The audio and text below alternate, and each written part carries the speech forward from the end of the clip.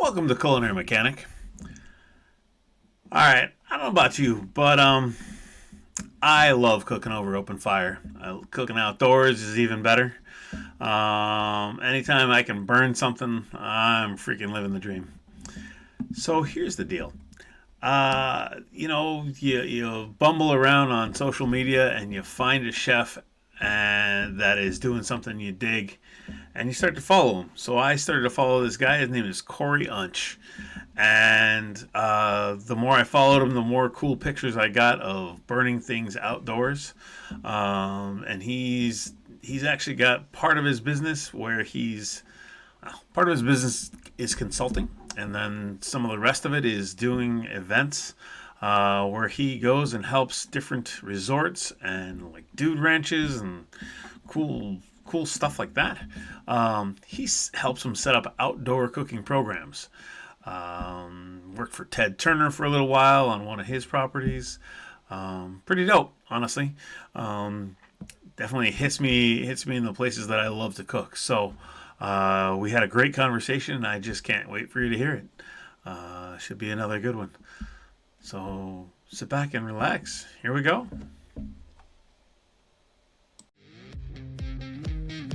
You're listening to the Culinary Mechanic podcast. I'm your host, Simon Zaturka, the founder of Culinary Mechanic, a restaurant advisory firm focused on making kitchens and restaurants run like well-oiled machines.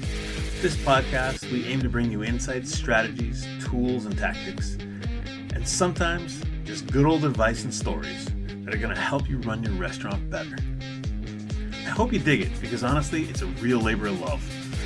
One thing you could do that would help me a whole lot is to go anywhere that you listen to podcasts and leave a 5-star review. That'll help get the word out so that more people will hear this podcast, and hopefully we can help more restaurants run just a little better. Now please, enjoy the show. Today I'm joined by Cory Untch. He's got Infinity Culinary Solutions. You're out in Granby, Colorado. Welcome, Cory, to Culinary Mechanic. Yeah, thanks for having me. I appreciate the time and look forward to the interview. Awesome. Yeah. I think that I found you on Instagram, and then very quickly found your same name on LinkedIn, and I was really taken by all the open wood fire cooking that you were doing. And so kind of looked into that and then thought, gosh, I want to talk to that guy. So here you are. Um, and I think beyond that, I'm just gonna let you go and have you tell me how you got into the industry. I mean, where did it all start? Yeah, all started very similar to probably many stories. Is I was 14. I was making my allowance and cutting grass, and my dad, wanted to make more money, and I walked up to the restaurant up the street, and they paid more than my dad paid, so I took a dishwashing job and started washing dishes, and I was an ambitious 14-year-old, so I wanted to get promoted to prep cook and then short order line cook. It was one of those restaurants, back in the 90s where you had the after church crowd come in and you had the big salad bar with like, dishwasher's nightmare with the salad station coming back. So I very much was motivated to get promoted to cook. It was owned by a Greek guy, Filippo Raptis, and Nice. the Greeks run the restaurants and they put a lot of trust, in they really do think of you as family. And so I did get promoted to short order cook, working one of those big 8 foot long flat tops and cooking sirloin steaks and burgers. And one thing that kind of stands out is he entrusted a 14 to 16-year-old to close the restaurant. And he gave us a key to the restaurant. And he also said to my buddy Eric, and he was like, you guys, if you ever get, drunk out or anything and you need a place to go, you could come in, cook yourself some chicken fingers, chill out, don't drive home, sober up, then get home. Um, Oh, when he did that for me, I really clicked for me and said, I think I'm in the right business. And then it kind of rang true throughout my career. So then I approached, the decision time of, what am I going to do with my life? And culinary school, was something that I looked into, and it was way back in the whole BAM Emeril Lagasse phase, and it was all going on. Yeah. And so I decided to go to Pennsylvania Institute of Culinary Arts in downtown Pittsburgh. And that school was, fantastic. Fortunately, not open anymore. But I had some great, mentors and teachers there. A lot of them came from the Duquesne Club in downtown Pittsburgh, which those chefs, all worked for Chef Keith Kokenauer, who is pretty renowned amongst the private clubs. And then, went through culinary school, had a great experience there. I was the guy who had to drive in because we didn't want to pay for the housing, so I lived with my Right. uncle in Cranberry, PA, and drove a half hour to school every day, and kind of went in and did my thing, and got a quick little job at a bistro in the community, and again went in and was just embraced again. And I was just the new guy in town from out of town, and they took me out and showed me a good time. Had some kegger parties, and it really made me feel at home, even though I was this kind of guy from out of town. And I felt the camaraderie there again. Um, and when it came time to, make your first post-school decision, I looked, into the Ritz-Carlton Hotel Company. And then I said to myself, I'll probably regret this later because I went and worked for, one of the best Ritz-Carltons. I think it was the best at the time, the Ritz-Carlton, Naples, Florida. Worked with Chef Lawrence McFadden, who was one of the youngest master chefs ever Oh through the wow. ACF. And his kitchen was just completely changed. I mean, um, I walked in, it was just immaculate everywhere. And I got put in my place very hard right away, reality check. They put me at a little place on the beach called Gumbo Limbo. It was a restaurant that did like 600 covers for lunch with a kitchen about the size of the room I'm in right now. So yeah, I got it handed to me pretty hard there. You know, all the things, got yelled at, and felt like I was failing, falling apart. And then learned a lot. That's the I key bet. I takeaway. bet. Learned a ton how to set up a station. I remember, so we had this little so my sous chef, Chef Orlin, he was the guy that yelled at me, which I thank him for it now. He was getting after me one day, and there's this little Jamaican dishwasher, Miss Paulette, who I'll never forget. She had such a big heart, but she was, a tough cookie. Orlin started kind of going into me one day, which I probably deserved. And then Miss Paulette started yelling at him for yelling at me. And again, we go back to that same thing is we're family down here, and she was obviously the mom of the family. Totally. Totally. She put him in his place, and then I kind of moved throughout the ranks of Ritz-Carlton after my externship there. They hired me on, and then I worked at various outlets, banquets, fine dining, three-meal restaurant, all the above. Having a giant facility like that with, I think we had 120 culinary staff and size. That's Um, awesome. yeah. I love those big things. They just offer so much. Oh, yeah. It was a great experience, and I could really, we had crazy, pastry chef who's doing sugar sculptures and chocolate sculptures. Um, Frederick Monty, he was amazing. He yelled at me too, though.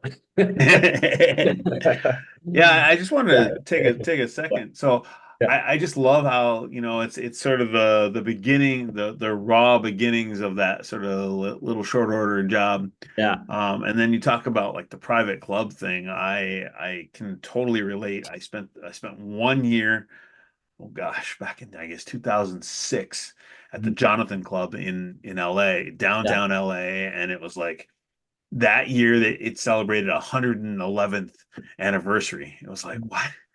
You know, yeah, um, heavy duty, heavy duty political stronghold, right? They had a Reagan room. It definitely tells you kind of where you are. Um, but I always marveled at like it was great to be in that situation. I'd already risen to the level of chef de cuisine, but I got to look around and I got to work with cooks who were just so excited to like they'd come work with me, and we actually were in that process of like really trying to do food that was more indicative, less indicative of an old-fashioned club scene and more indicative of like the local LA restaurants around us. It was great produce. It was all those things. But then some of those cooks would do turns in banquets, and then they go over and work in garde and like the ability to have all those skills, Yeah. have all those like specialists, I think is what I'm really looking at. But Yeah. similarly, like the Ritz-Carlton, I also worked in in a Four Seasons in California, and man, like to watch the garde work, it's like wow, Yeah. like as good as the chef over here is at coming up with flavor profiles, you do things with fruit I don't even understand. Exactly. Yeah.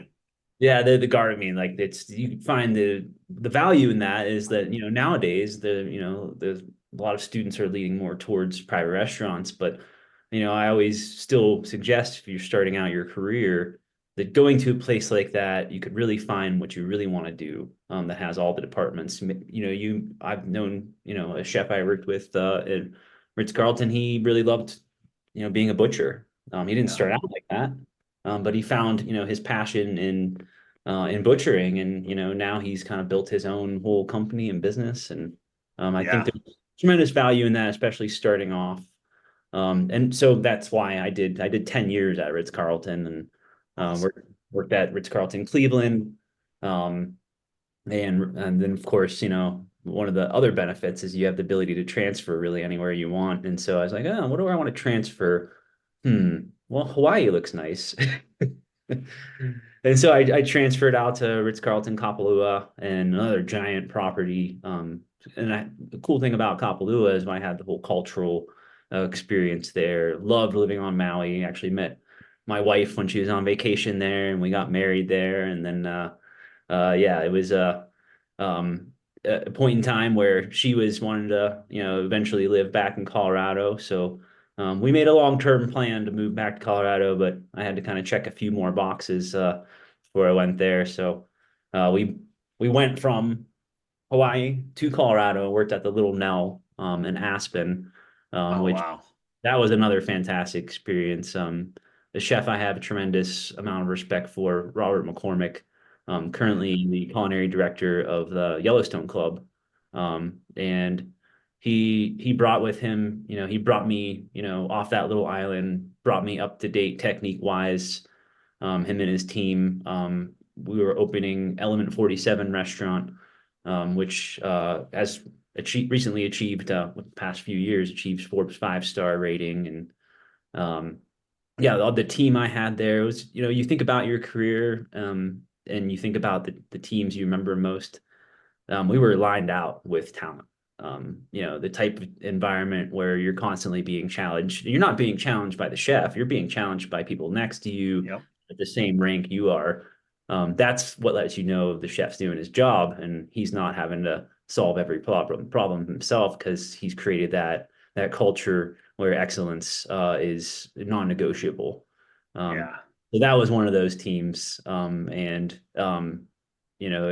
I've tried to recreate that, to varying degrees, after my experience there.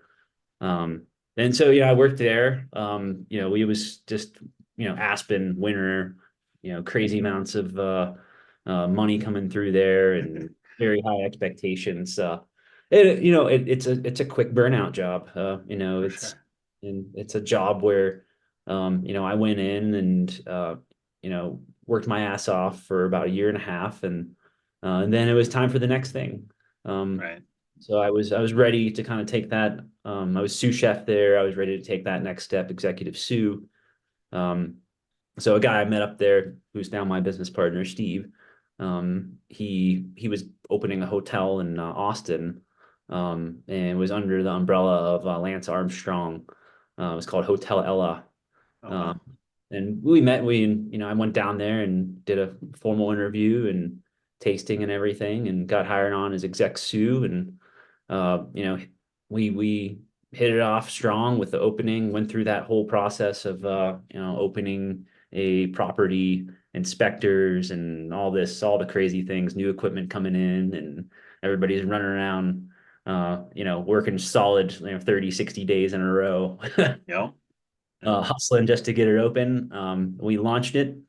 Um, and then we stayed there for about a year and a half, 2 years, somewhere around that line. And then Steve, he went to a different property called the Inn at Dos Brisas, which is in outside of Houston, Washington, Texas. It's a relay and chateau, nine, I don't want to call them rooms because they're nine houses you come on. We had 40 acres of organic farmland, and we had a 6,000 square foot greenhouse, and the restaurant was a Michelin 5 star, or not Michelin, Forbes 5 star rated. And Steve said, "Hey, you don't want to come be the chef here?" And I was like, "Yeah," because there's not very many chefs who get the opportunity to be the chef of a Forbes 5 star restaurant, and it'd be a great opportunity and the chance to work with organic. We had a farming staff of like 12, 13 people that were That's just the solely, best. yeah, That is the best. yeah. So, and then we just did tasting menus. We did tasting menus, and then we did stuff for rooms to kind of go out and cast irons so doing a 7 course tasting every night, very, very, tested my creative abilities to every degree because, we're not just changing by season, we're kind of micro seasoning it, early spring, spring proper, late spring, so on and so forth. So we did a lot of, changing that 7 menu tasting, was the focus of my attention. And then also working, for the first time with that amount of pressure. Nobody wants to be the guy who loses the star, right? Nope. Nope. Nope. Nope. That will Uh, that it's will be not the the hard part is not always getting those stars. It's yeah. keeping them. It's keeping Yeah, them. and that's that amount of pressure. Really, it's something that you carry with you all the time, in and outside of work, because they're open. I mean, if you're taking a day off, you're definitely thinking about, oh man, who's there? And that learning to trust people is something Hmm. had to kind of get there. And we did, and we retained the stars during my tenure there. And yeah, it was a really great opportunity. I'm thankful for that. And it was, kind of a brief moment in time where now, fast forward 2024, the owner just sold it to Drake. So Oh wow. we'll see what Drake does with it. He might just make it his home. Who knows? But Right. but That's yeah, awesome. If you've ever found yourself saying, "There's got to be a better way to run a restaurant," we should talk. Imagine no rifts between the front and back of house. Joint spotless. People are excited to be at work, and you're making the money you've dreamed of. Listen, Culinary Mechanic is here with the strategies, systems, and tactics to help you have the restaurant where everyone wants to be. We're talking about sustainable change, systems that you can implement and execute day in, day out. If you'd like to find out more about how Culinary Mechanic can help you run your restaurant like a well oiled machine, I'd like to invite you to use the link in the show notes to book a free 30-minute consultation call. Let's talk about it. yeah, I mean, it, you touched on something that is very near and dear to my heart, and it's that idea of like going home, right? And so many people talk about, oh, yo, can I go home? Or I can't, don't feel like I can go home. And I think yeah, for me, that is just in one like big ball, it's leadership, yeah, right? Like have I, as the leader, spent the time to convey what it is that's important to me and to this property and to this space and to this team so that everybody's aware, right? mhm, Because they, at the end of the day, nobody really wants to let the boss down, right? Nobody really wants to make a mistake. So yeah, if you convey what's happening, I think, so good for you. I think it's, I think you can start to tell a whole lot about people's leadership by like the stories of, oh, and I actually took a day off because I know people and I'm definitely, definitely guilty of this in my younger years of like, I can't leave. Like I open a restaurant and I'm never gonna leave. Yeah. I was like 28 day. I opened one place and I was talking to the COO of the company and he goes, how you doing? I said, I'm a little tired. He goes, why are you tired? I said, because this is day 29. And he's Yeah. like, well, that's not sustainable.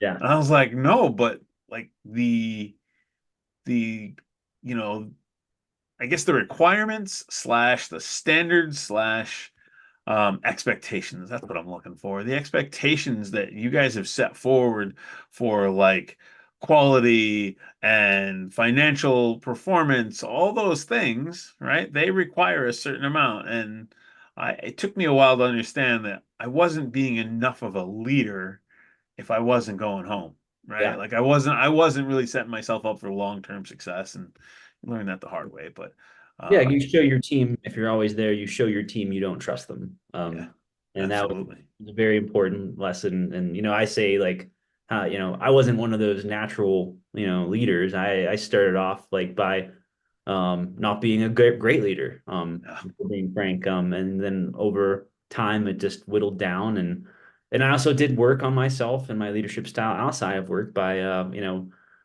reading various books. Jocko Willink was very insightful to me and really helped me, find, because it's about style. What is my leadership style? right, And Jocko Willink, he preaches accountability. You have to own basically extreme ownership was that book I read right. that really changed. It was a game changer. And then the next one, dichotomy of leadership, is finding your balance and you're really kind of like fine tuning your leadership style. And it just, that clicked for me. It was one of those aha moments where, okay, this works for me. I just kind of plunged into it with like, hey, I'm just gonna lead how I was led. But time is this thing that goes by, and that each generation that comes up it has much different expectations. We could probably go and do a whole episode on that, but Yeah, yeah. um, That's a yeah, rabbit hole for sure. yeah, exactly.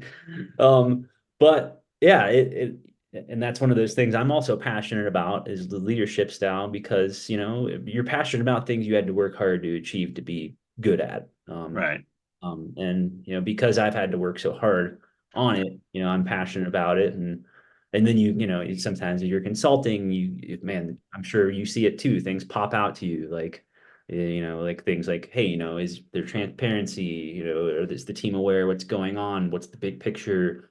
Is there, they do, sometimes I go to places they don't even do a lineup, or a pre-shift. And that's a red flag too. And then, yeah, but you can also get in there and train, like, because a lot of times they just don't see what the power of that is. And I think it's a tremendous thing to kind of talk about more too, is, it gives the leader a platform to totally. essentially get everybody to buy in and, get all the gears turning on the business heading towards the same goal. But yeah, the leadership's definitely something, again, probably do a whole nother podcast on that. Yeah, I mean, Yeah. leadership, focused communication, like you talk. Oh, I got one for you. So, you talk about like a pre-shift meeting. I was talking to a guy recently, and he starts talking about alley rallies, and I was like, "What is Yeah. that?" I'm like, "What is an alley rally?" And he's like, "A pre-shift meeting." Yeah. I'm like, I'm like, "Oh, that's the best name I've ever heard for that." That is Right, great. right. I mean, we used to call them milk crate motivational moments when we were being silly.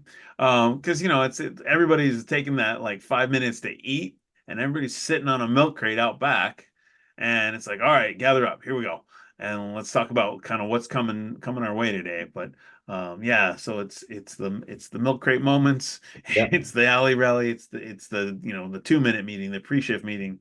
I think I worked for a company and we talked about the 2 minute meeting, and I used to just time them like Yeah. set a timer and like we have 2 minutes and it forced my sous chefs and it forced my chefs to really focus, right? Like, because they got all, what they learned, what we all learn about that 2 minutes is stop talking about the stupid shit. Talk about Yeah. the important things because you only get 2 minutes, right? And your team knows that they're like, okay, we need to gather up and I'm busy and I still have mise en place to get set and I'm not there yet. And so they want that to go fast.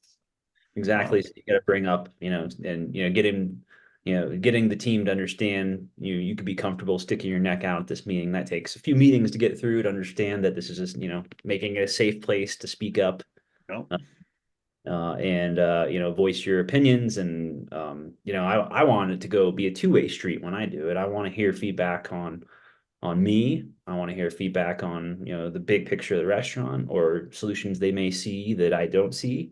And okay, you find that there's little pots of gold buried within those meetings. totally. You'll never uncover if you don't do them. We started in one place. We started doing like a post shift kind of feel. It was a little bit more like, everybody's sort of sipping on their water at that point. Like we've gone through the worst of service, and like, how did that feel? That was rough. Yeah. Or, and so when we would have the rough moments, I'd say, okay, cool. Tell me one thing that you can do to make that like feel better next time. Yeah. And I always that was always a good one because the the folks who weren't very accountable would say, "Well, can we get the staff, the front of house staff to do blah blah blah?" I'm like, no, no, no. Like they're never gonna cooperate. Yeah. I'll get them to do their best and to be good to us, but like Yeah. you worry about you. You be accountable to you, and we'll start there.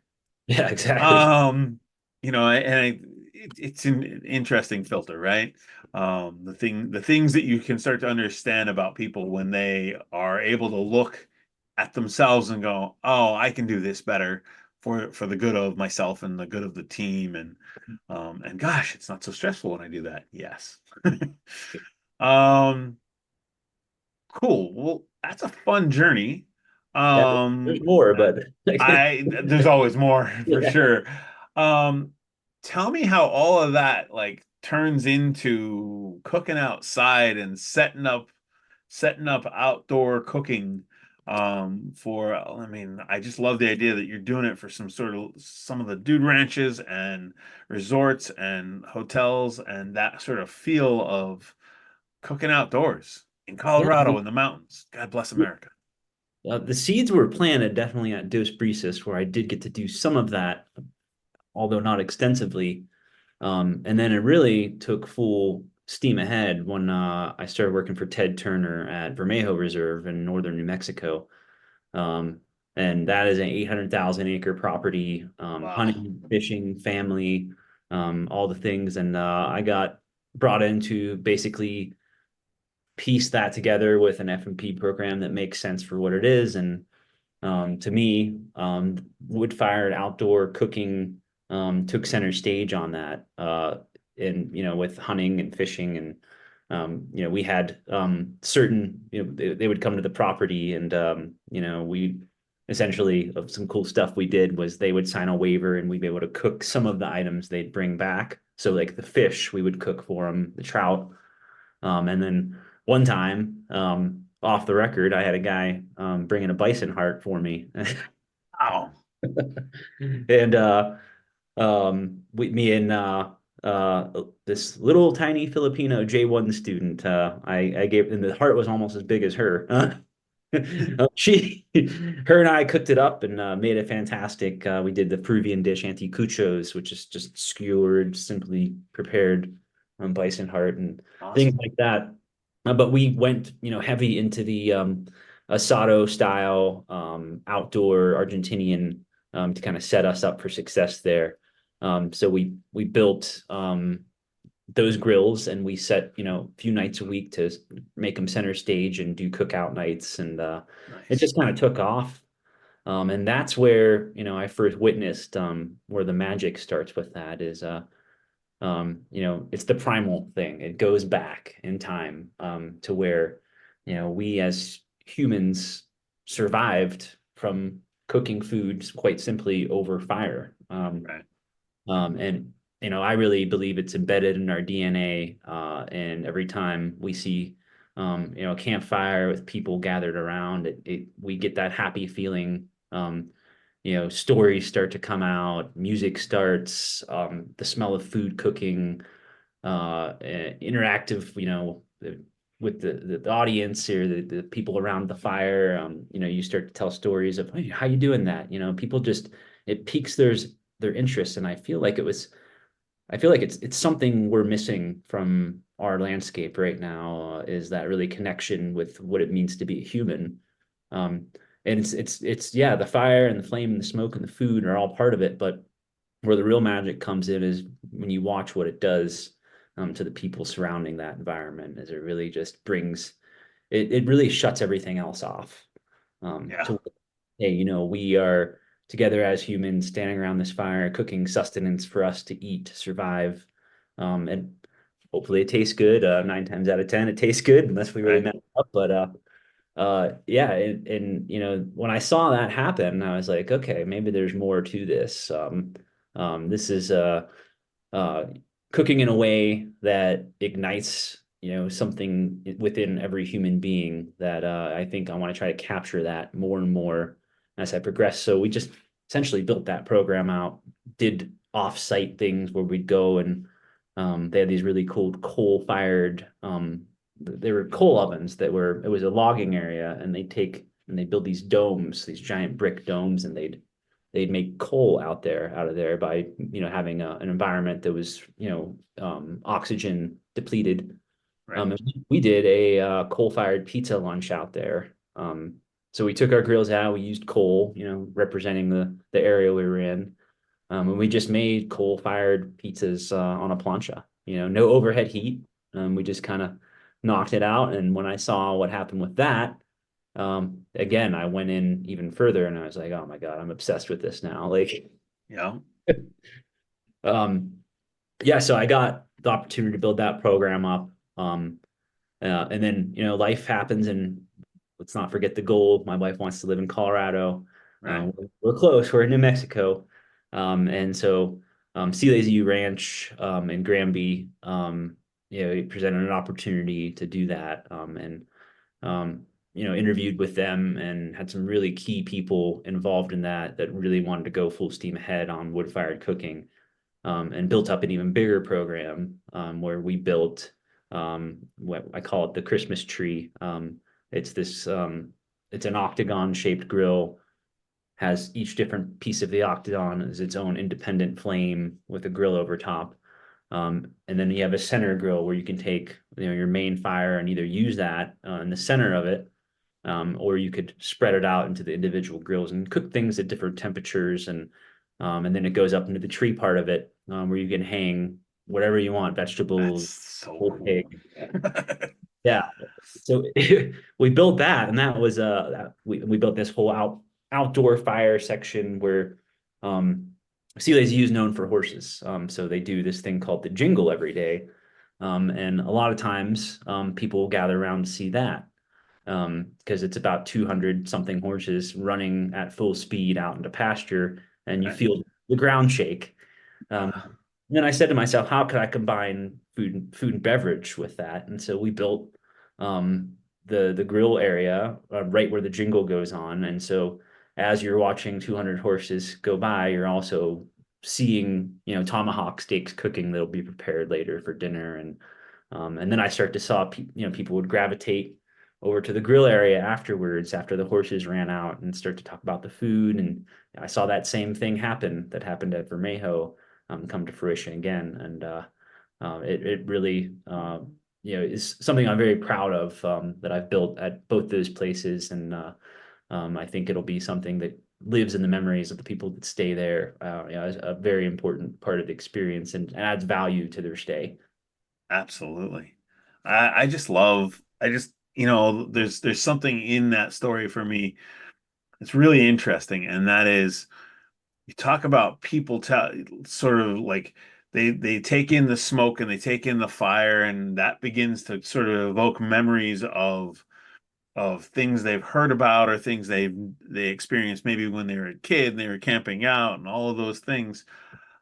But I can't help but feel that like there's this really powerful engine of creating experiences for people, right? Yeah. Like, and I think that that's super special. Because I think that in the world that we are in right now, you can go to a hotel and you can go to a restaurant and you can sit down and great, you're gonna get a great meal and the service is amazing, but there's just something different about being outside and and B, like it's cooked over fire, and Yeah. that's not perfect, right? It's like, oh, and I think that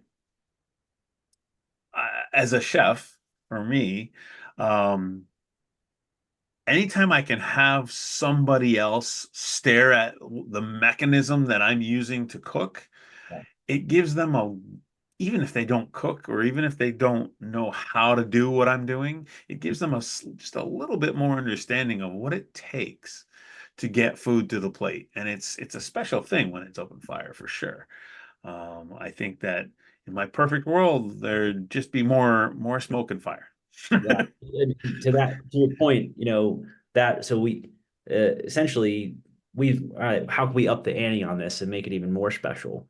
Yeah. So we did these we called them wilderness dinners. And we would take a smaller grill that we built and go literally on top of a mountain, anywhere on the property. We did one on a riverbank. We did one on top of a mountain. We did one in the middle of an aspen forest.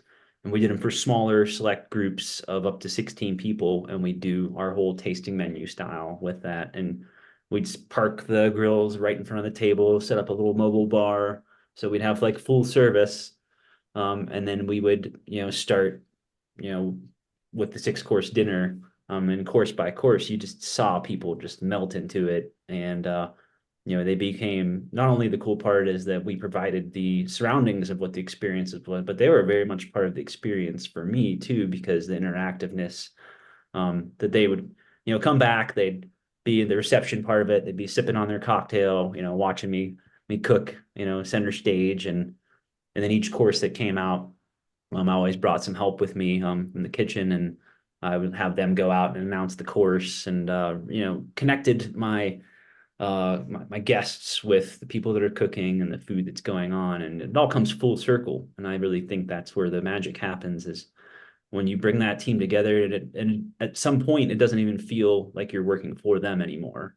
I'm just part of the experience here. I'm having just as much fun as you are. um, Yeah. yeah, Good that's for you, man. yeah, That's the dream because yeah, I mean, I think we can all attest that sometimes it's a grind to be doing what we do. yeah, And so I think anytime you can really sort of transcend that level, you're doing something right, both for yourself but also for your guests, right? Like they're never gonna forget, being on a mountaintop and a big table and the fire. They brought the kitchen with us, you know, um, uh, and my back hurts just thinking about that. To be perfectly honest with you, because I've been a part of that. It's like the great schlep, yeah, right? exactly, yeah, Yeah, the local university here is University of Washington, as we're up here in Seattle, and I got the opportunity the last 2 years to go out and help a buddy of mine, and like, oh, we're gonna, yeah, the UW has a farm, cool, and we're gonna help them raise some money, great, and we're gonna build our kitchen from rental equipment and open fire out in the grotto. I'm like, the yeah, grotto? He's like, yeah, we're gonna cross that little footbridge over there, go down there, and it's beyond the field. And I was like, the grotto, got it. yeah, And do. Um, so yeah, I definitely feel that one. Um, well, yeah. The, awesome. the pain in the back's a real thing. I said it, you feel like you're having so much fun. That means right in the middle of it. The cleanup, that's where the back gets broken out, and uh, Yeah. yeah, it's always painful after, but worth the pain a lot of times. Oh, well, yeah, I would agree. I would agree. Yeah, There's some special memories to be had both by your guests and sometimes your team, and you can also have a good time. But yeah, schlepping is real for sure. exactly. And then you find some, through that, talk about like I call them my internal guests. That's my Ritz-Carlton lingo there. Teammates I brought out with it. No pun intended. I ignited a lot of their passions for wood fire cooking. And a lot of them have, like the J1 program, international exchange program. So there's just one individual there. He's did it a few times, and he's like, you know what? There's nothing like this in India. And when I go back, I'm going to start something like this.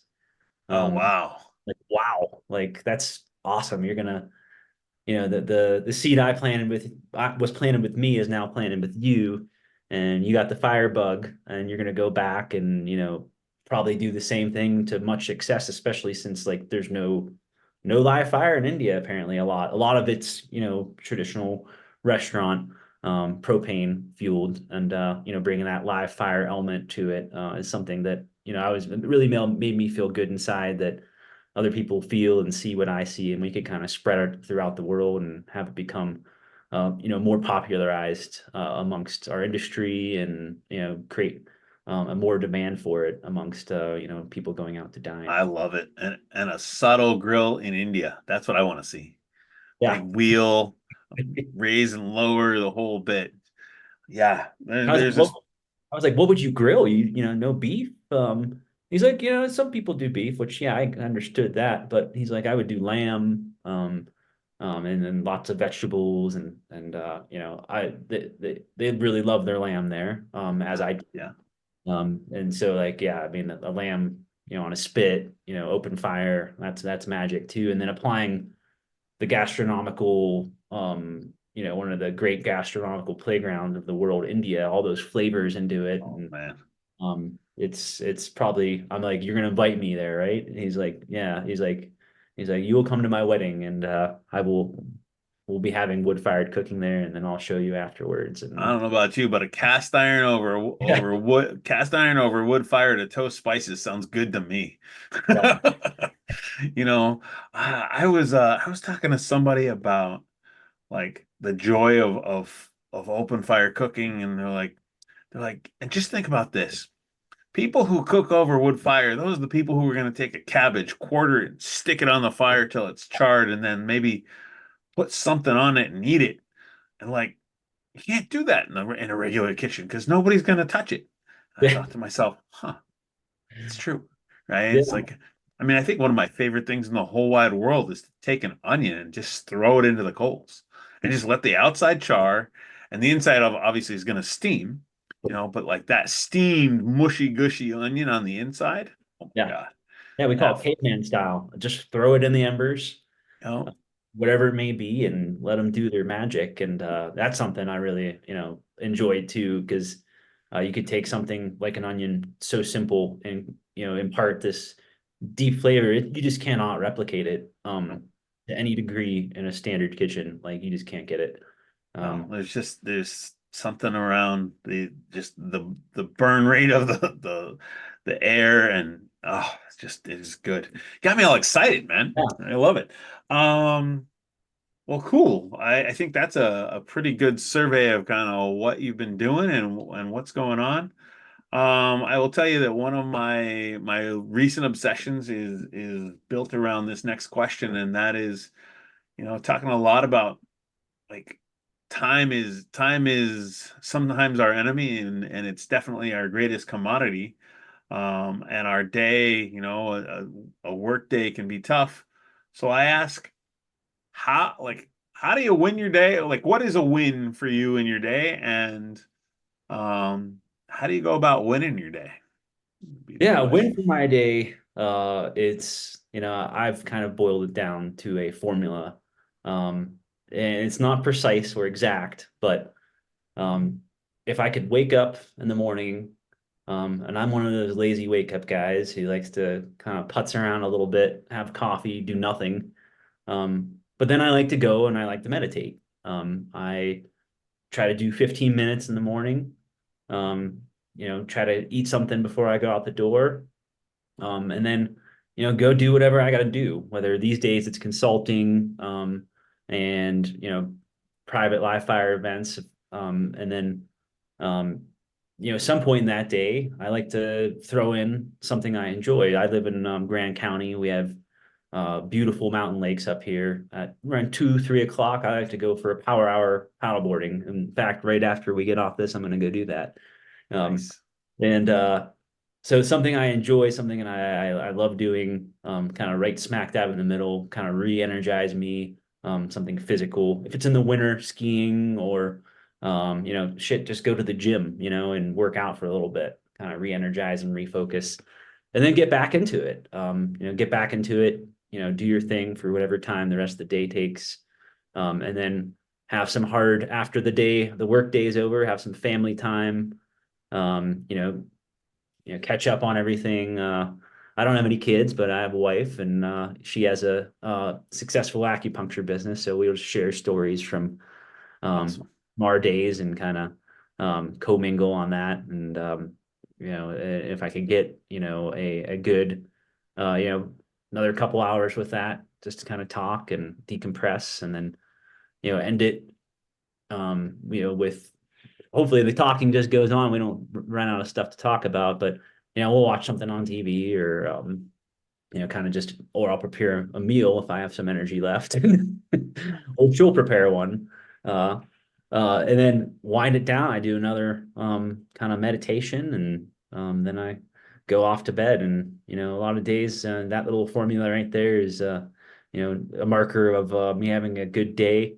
Kind of the in between the work stuff, it's important, but I think the more important thing for us to focus on is like, okay, we're all these human beings, and as chefs especially, you at points, I'm sure you felt this, is you become the place for where you work and Hmm. use who you are. So at one various points, I became the places I was working at, namesake. And of course, my wife has helped me along that path, is realizing, she's like, you're no longer my husband. You're the place that you work. Um, and I was like, yeah, it's true. I just kind of go and go and go and go, and don't take any time to invest, back into myself. And um, life is it's precious. And I think getting to know yourself better, Yeah. it's something that I think we could all put more focus and attention on.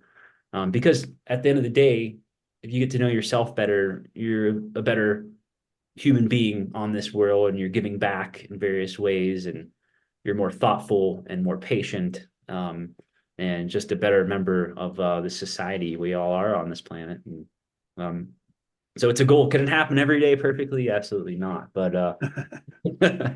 one day it will for me. I'm going to say will, because I'm laser focused on making that happen every day for me. Yeah. I mean, I think that for me, a lot of it is just knowing what a perfect day or perfect week Yeah. kind of feels and looks like, is a huge start in being able to just say, hey, this is a win for me.